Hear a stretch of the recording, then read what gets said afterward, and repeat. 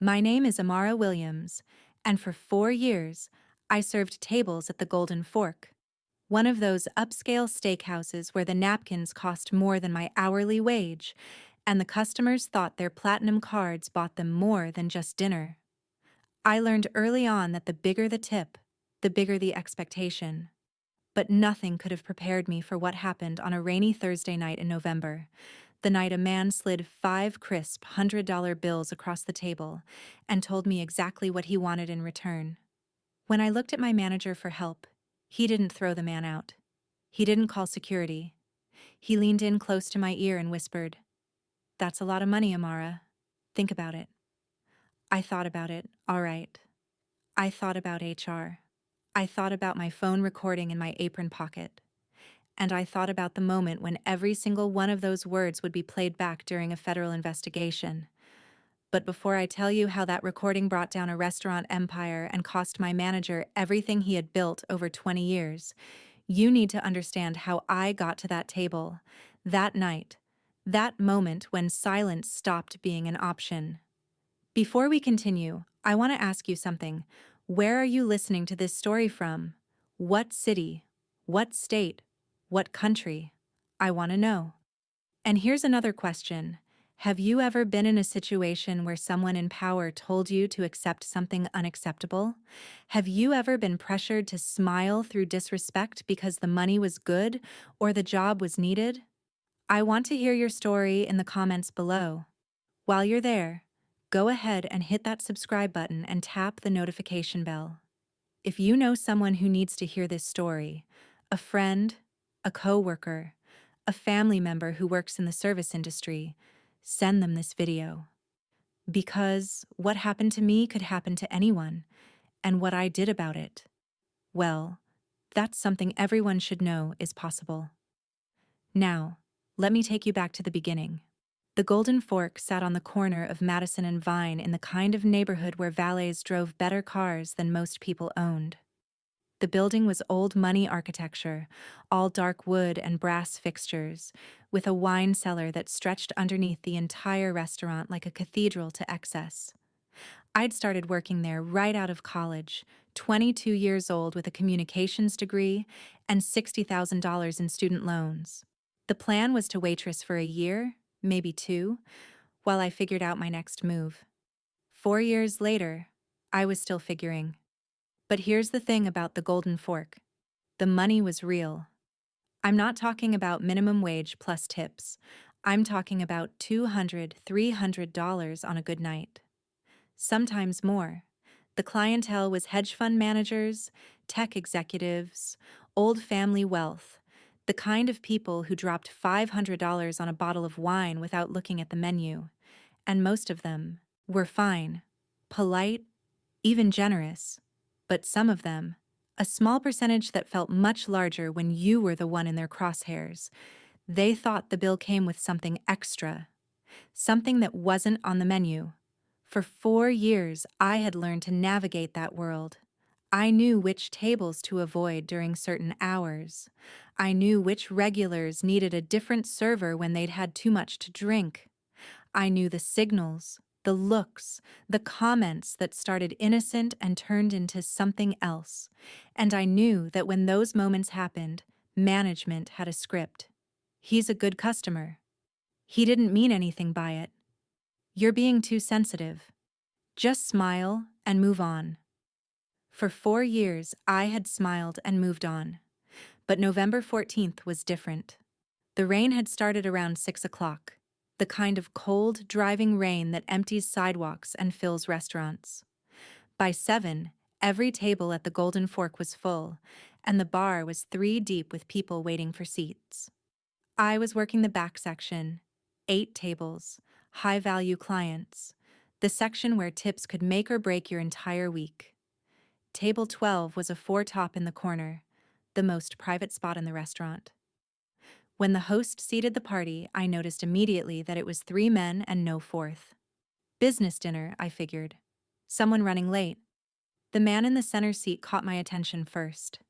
Mid-50s, silver hair, expensive suit, the kind of watch that costs more than a car. He had that look, You know the one, like he'd never been told no in his life and couldn't imagine why anyone would start now. I approached with my professional smile, the one I'd perfected over 4 years of practice.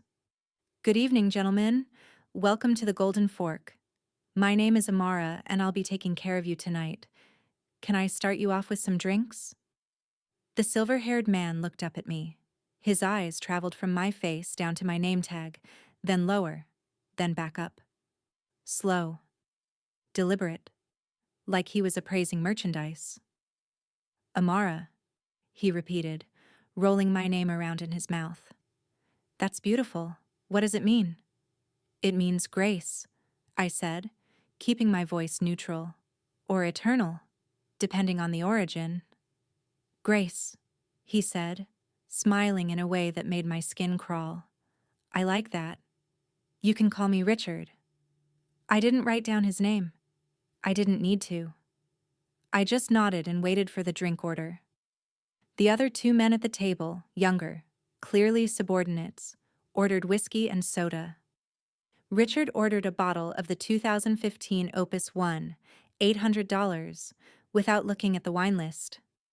When I returned with the bottle and presented it for his approval, his hand brushed against mine. Not an accident. A test.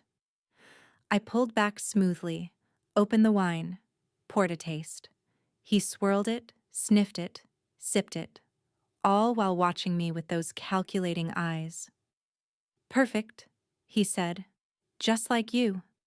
I poured for the table and excused myself to check on my other sections. Behind me, I heard one of the younger men laugh nervously. I heard Richard say something I couldn't quite make out, but the tone was unmistakable.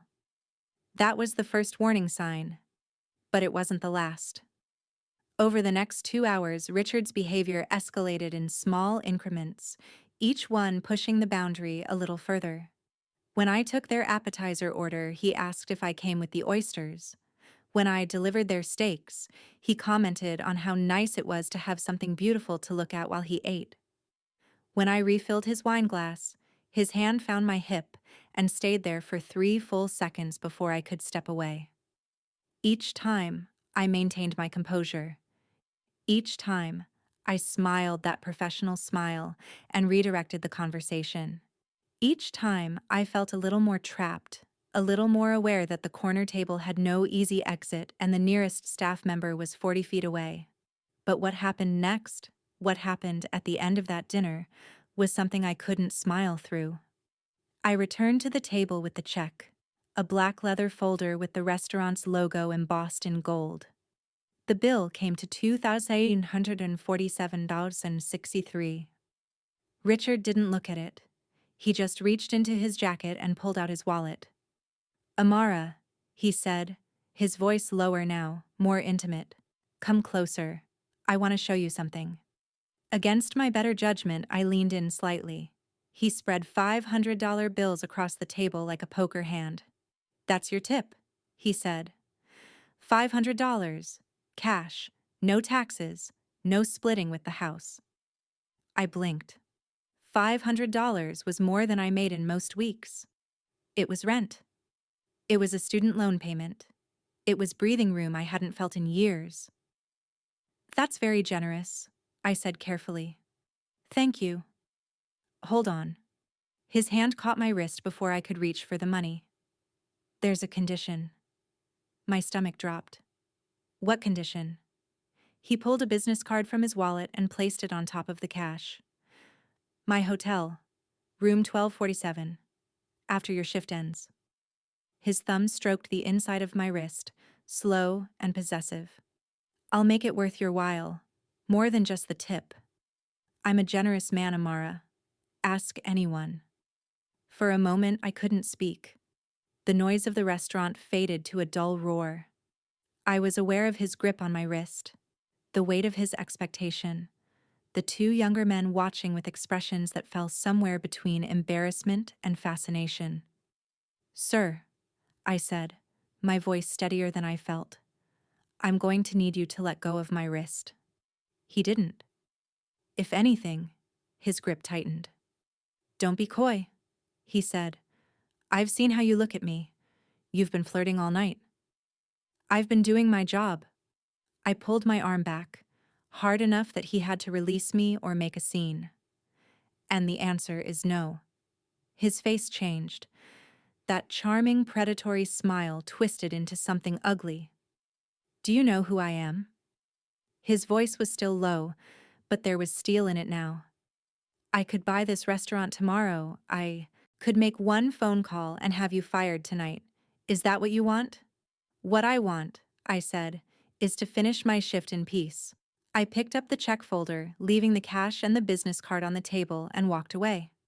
My hands were shaking, my heart was pounding, but I kept my back straight and my pace steady until I reached the server station, and then I made the decision that would change everything.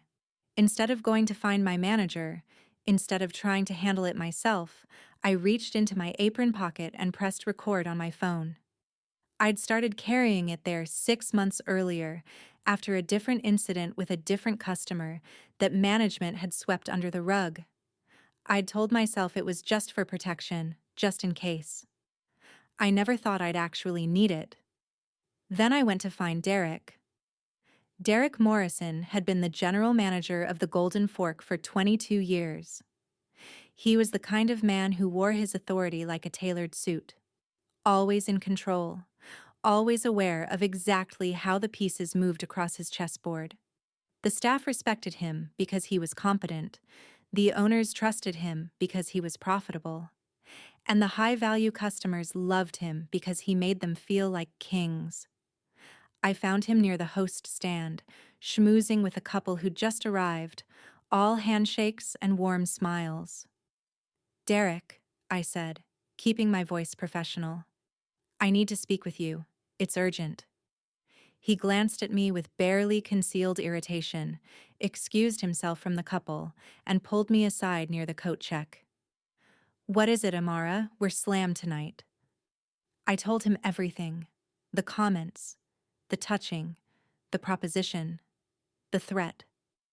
I kept my voice low and my facts straight, the way I'd learned to do after 4 years of similar conversations that went nowhere. When I finished, Derek's expression hadn't changed. He was quiet for a long moment, and I felt that familiar sinking feeling, the one that came before the excuses. "The man at table 12. He said finally. "That's Richard Harrington." "I don't care who he is." "You should." Derek lowered his voice even further. "He's on the board of 3 Fortune 500 companies. He's personal friends with the owners. He brings in at least $100,000 in business every year. His firm hosts their quarterly dinners here exclusively. He just offered me money to go to his hotel room. Did he touch you?" He grabbed my wrist. "Did he hurt you?" I stared at him. "That's not the point." "Amara." Derek placed his hand on my shoulder in a gesture I'm sure he thought was fatherly. "I understand you're upset, but let's be realistic here. The man had a few drinks. He made an inappropriate comment. These things happen in our industry. He propositioned me. He threatened my job. Did anyone else hear it? His colleagues were right there." "His colleagues?" Derek's smile was patient and pitying. "Who work for him? Who aren't going to contradict anything he says?" He sighed. "Look, I'll talk to him. Smooth things over. Maybe switch you to a different section for the rest of the night. But let's not blow this out of proportion, okay?" My phone was still recording in my pocket. I could feel it there, warm against my hip, capturing every word. "And the $500? I asked. Derek's eyes lit up in a way that made my stomach turn. "He left you $500? With a condition." "Well," Derek straightened his tie. "That's a lot of money, Amara. Maybe you should think about it." I felt the words land like a physical blow. Think about it. Like he was suggesting I consider a different wine pairing, not weighing whether to exchange my dignity for cash. "I'm not going to think about it," I said quietly. "I'm going to finish my shift, and then I'm going to file a formal complaint." Derek's demeanor shifted. The paternal concern evaporated, replaced by something harder, more calculating.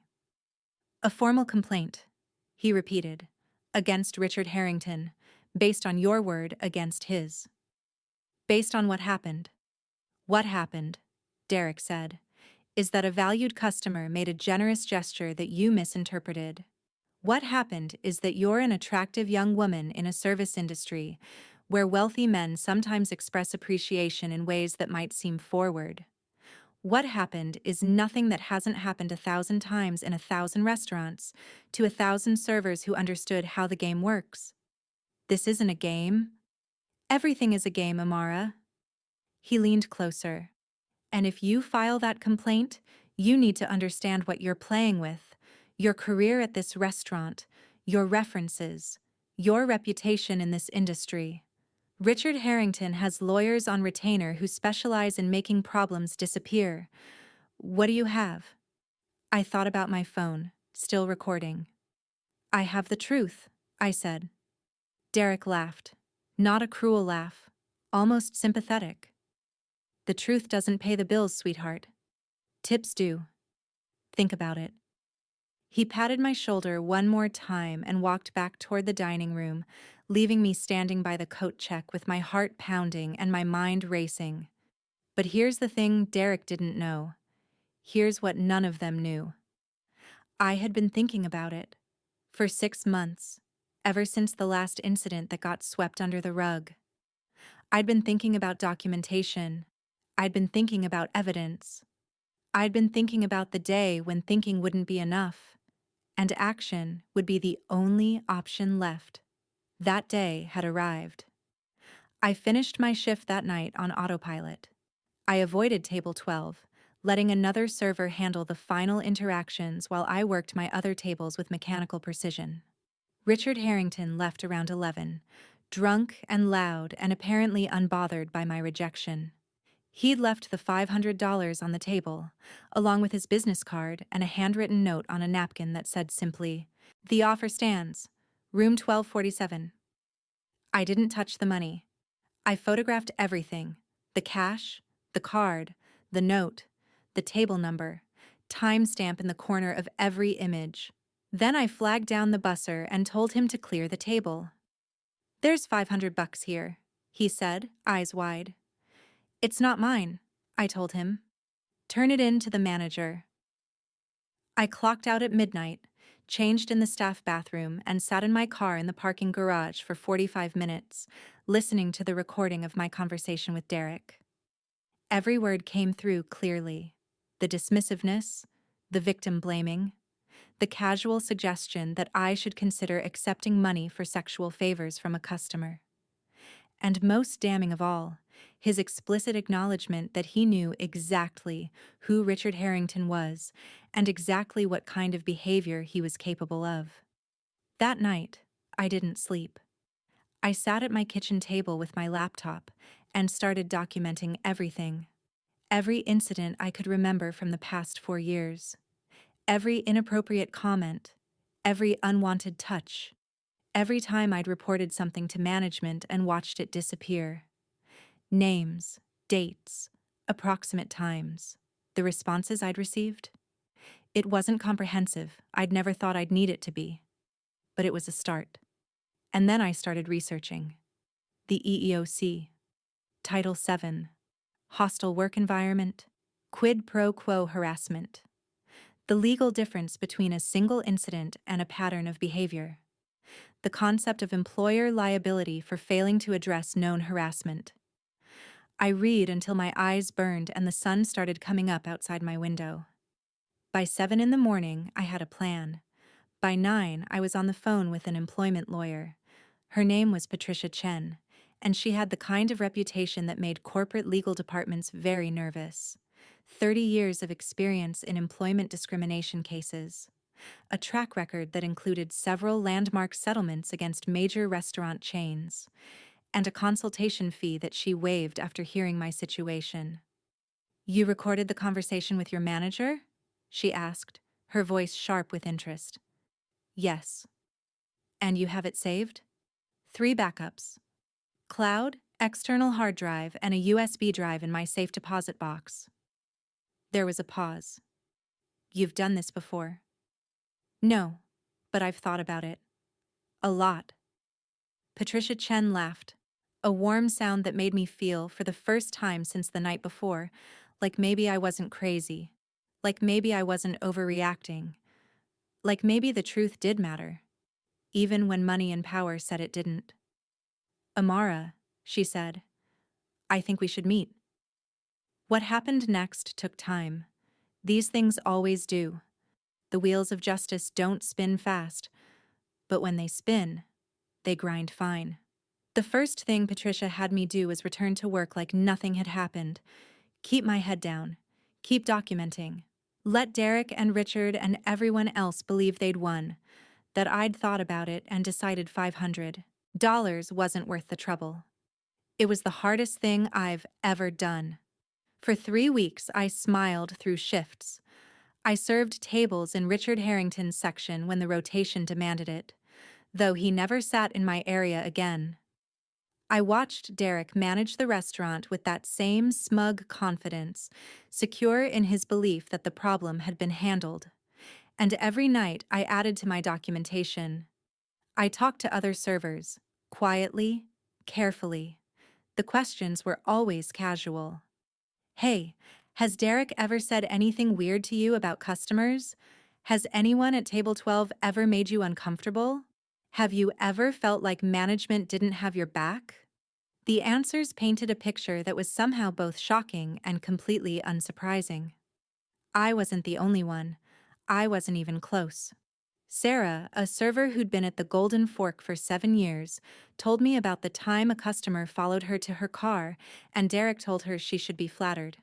Marcus, one of the bartenders, described watching management comp meals and drinks for men who'd been reported for harassment, essentially rewarding them for their behavior.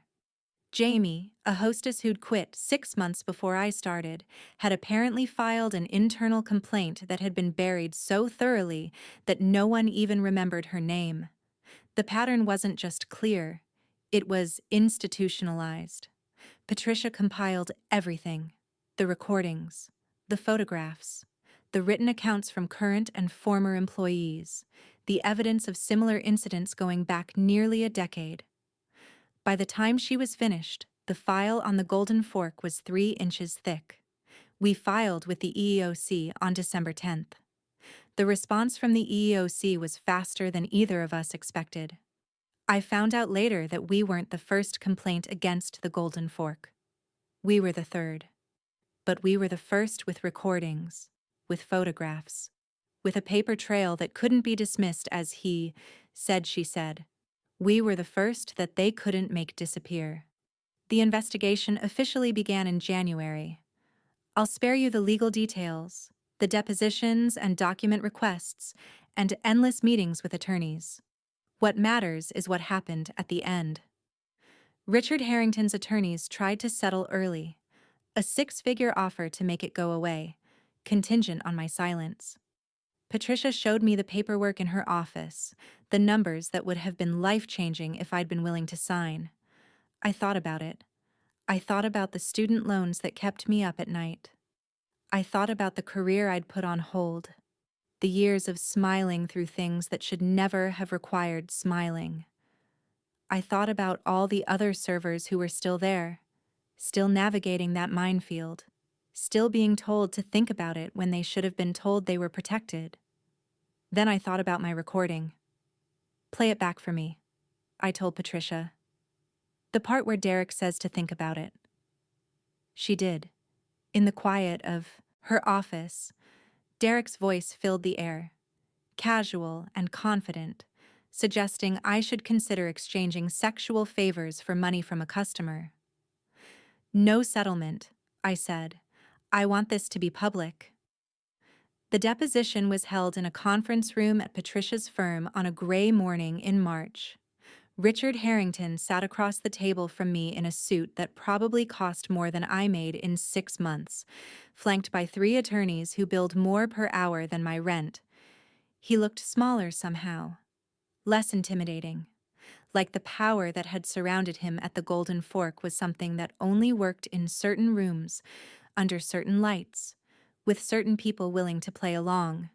When Patricia's partner played my recording of Derek, Richard's face went pale. When they played my photographs of the cash and the note on the table, one of his attorneys excused himself to make a phone call. When they laid out the evidence of similar incidents dating back years, patterns that pointed to knowledge and complicity at the highest levels, Richard Harrington started to sweat. The settlement discussions began that afternoon, but I'd already made my decision. The EEOC investigation concluded in April with findings against the Golden Fork for hostile work environment, sexual harassment, and retaliation against employees who reported incidents.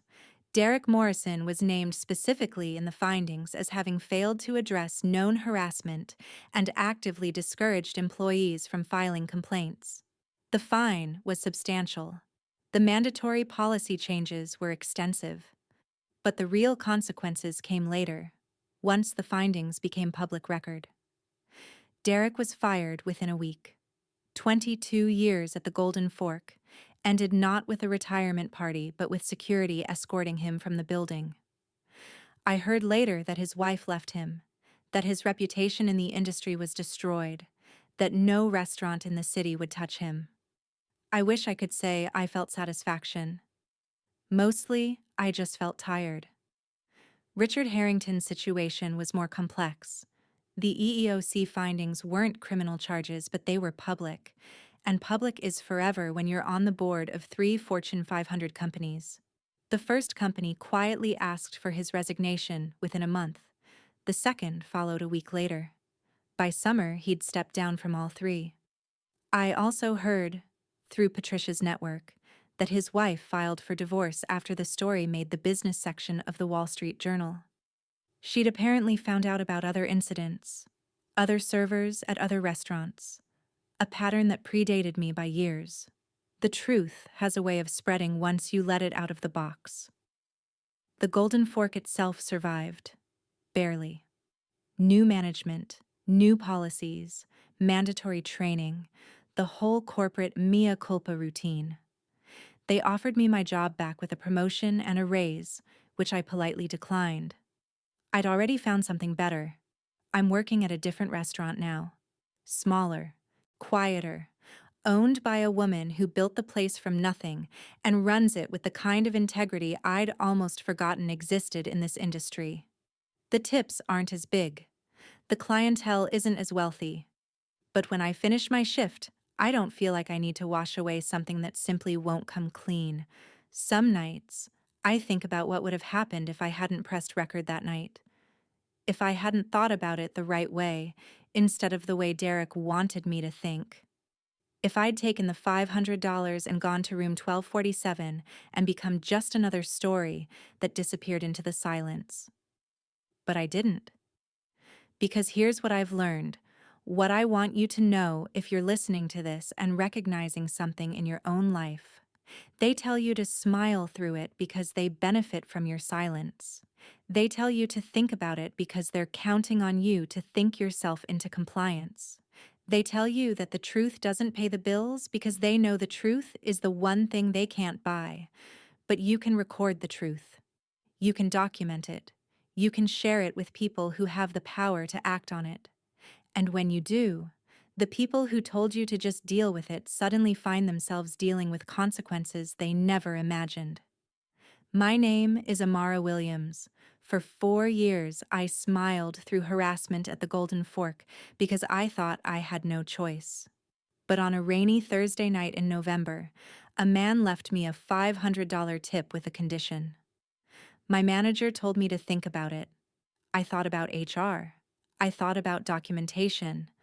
I thought about every single server who'd been told the same thing and had nowhere to turn. And then I stopped thinking and started recording.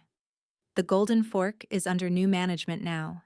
Derek Morrison hasn't worked in the restaurant industry since April. Richard Harrington stepped down from his last board position in June. And me? I'm finally at a restaurant where think about it means something different. Where it means consider your boundaries, consider your worth, consider what you're willing to accept and what you're not. I think about it every day, and every day I'm grateful I thought about it the right way. 6 months after the EEOC findings, I got a letter in the mail. No return address, just a local postmark. Inside was a single sheet of paper with 2 sentences handwritten in neat, careful script. Thank you. I was the one before you. I never found out who sent it. There were too many possibilities, too many women who'd walked through those same doors and faced those same impossible choices. But I framed that letter.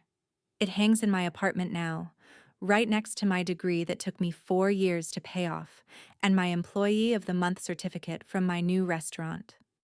Some people might think that's strange, keeping a reminder of the darkest moment of my career. But it's not a reminder of the worst thing. It's a reminder of what I did about it.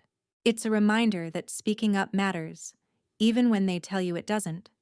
It's a reminder that the truth has weight, and once you put it on the record, it's there forever. Last week, a young woman started working at my new restaurant, 22 years old, fresh out of college, $60,000 in student loans. She reminded me so much of myself at that age that it actually hurt. After her first shift, she found me in the break room. "Can I ask you something?" she said. "Anything?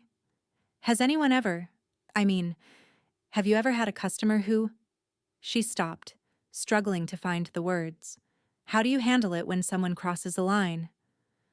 I looked at her, this young woman just starting out, and I thought about all the things I wish someone had told me 4 years ago.